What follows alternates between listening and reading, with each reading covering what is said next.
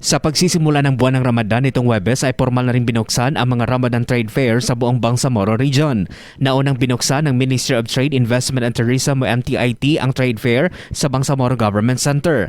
Tampok dito ang mga lokal na produkto mula sa iba't ibang rehiyon ng BARM na gawa ng mga kooperatiba at mga micro, small and medium enterprises o MSME.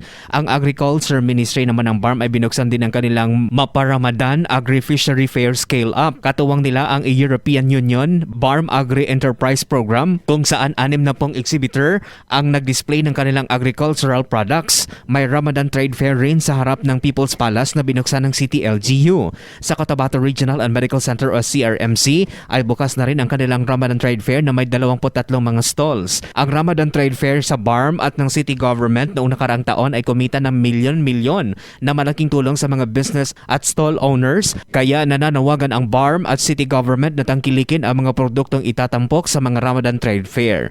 Mark Antonitayko, NDBC Bida Balita.